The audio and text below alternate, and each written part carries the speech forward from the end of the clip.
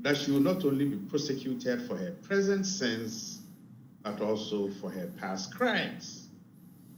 But I want to caution the Attorney General or make a suggestion.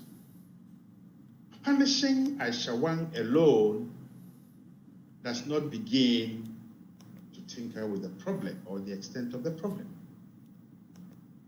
We need to ask ourselves, who are those who have colluded with her, connived with her, facilitated her business to the extent that we are even in doubt if she ever left this country.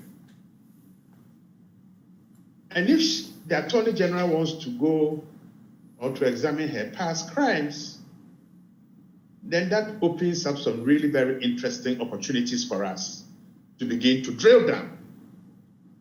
Number one, what was the basis for Aisha Huang to be able to be exfiltrated from Ghana when we knew she had committed threats that posed or that threatened our very existence? And these are not threats that are identifiable in the short term. You showed a video of the water bodies, but those water bodies are filled with cyanide and mercury. They've gone into the underground water. They are coming through our food chain.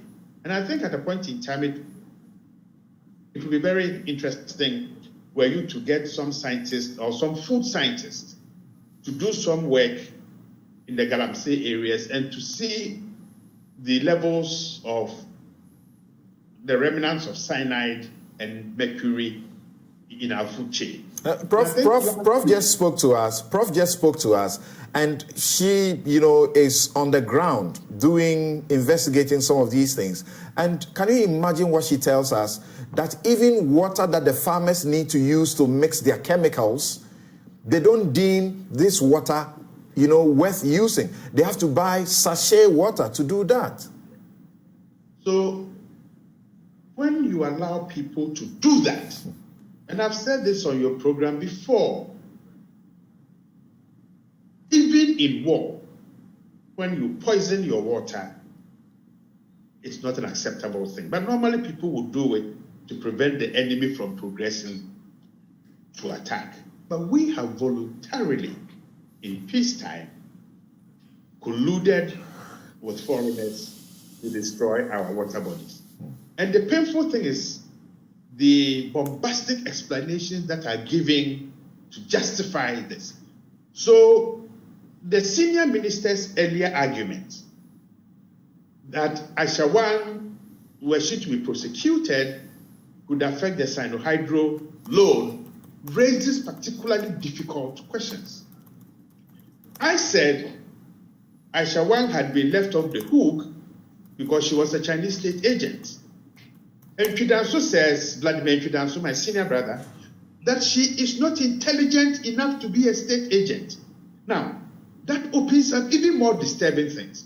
If she is not that intelligent, what was the senior minister doing facilitating her exit? How has she been able to stay in Kumasi running her shop? And I know about 10 days ago, she was dining with some very important people. Okay? Now, if that is the hallmark of a woman who is unintelligent, then what is the IQ level of those that we have put our trust in? But I'm also